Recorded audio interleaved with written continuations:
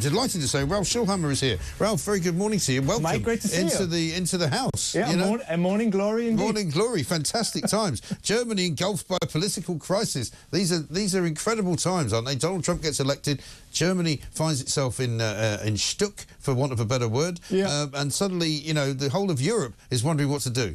Yeah, I mean, these are great news. We're living in very interesting times. I think I cannot speak for you, but of course I was very delighted by the victory of Donald Trump. Well, you can certainly speak for me. I was delighted as well. And I'm even more delighted to maybe see now a fundamental change in Germany, because I know, I'm all for Schadenfreude, and those people who read my writings know that I never hold back when it comes to the Germans, but that comes actually from a place of deep affection, right? Yes. I want them to do well. I want them to be successful. I think a successful West needs a tame yet strong Germany. And I think this is the bit that people don't get. You know, if you're considered to be a right-winger now, you're considered to be by the left, you're considered to be a bigoted, you know, nasty, horrible person, hates immigrants, you know, hates anybody who isn't from your country. None of that's true, right? Instead of which, actually, it seems now the left has become this kind of, you know, rather monolithic, you know, wall of people who all have to think the same way. Yeah, I mean, if you look at the data in the United States, it's super interesting. The only group within which Kamala Harris actually performed better than Joe Biden, where she won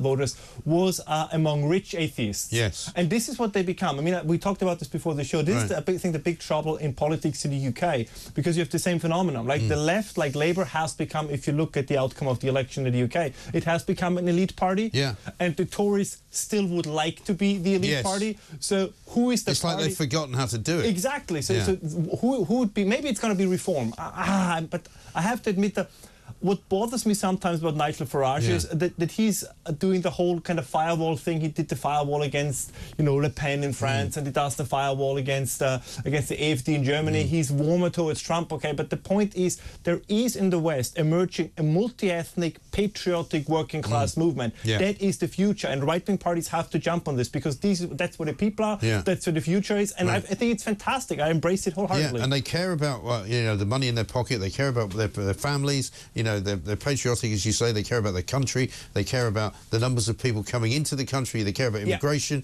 Those are the things they want to And they want to work for the money. This is the left believes that people want handouts, but they want dignity. And they want fairness, because what bothers people, particularly in Germany, where it's a huge case, but also, of course, in the UK, is if you work hard and then somebody else gets about the same, or maybe slightly less or slightly more for not working, that bothers you. It's not that you envy the person. We've got the story this morning that we're told that Sadiq Khan and the London Assembly are putting together a plan to give refugees, asylum seekers, free travel when they come to London. So ordinary working people, well, they've already got the hotel rooms, they've already got free food, they've already got money they can spend on other things, but they're now, in addition to all of that, going to get free travel, because apparently they struggle to get around. And people, ordinary people who are paying upwards of £5 a day to use the underground system are pretty peed off by that. They go, well, what about us? What's in it for us? We work hard, we have to pay to travel. Why do they get it for free? Absolutely, and to put it bluntly, we're all equal in the eyes of God.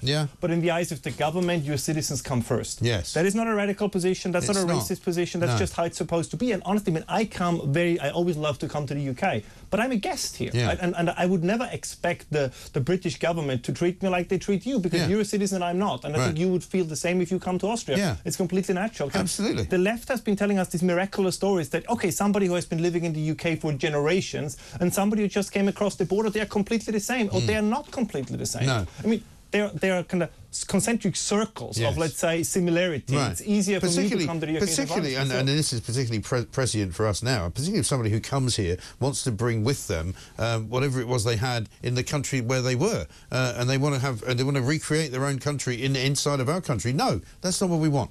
No, the very problem is very often you have people, I mean, it's a broad topic and we've talked about this many times, but it's always worth saying it again. I mean, they come from failing societies and very often they want to implement the same failing recipes than here. And they get embraced for it. That's the odd thing, right? As I always say, I have no problem with a multi-ethnic society, although I think even there are limits, because those two things are not entirely separable.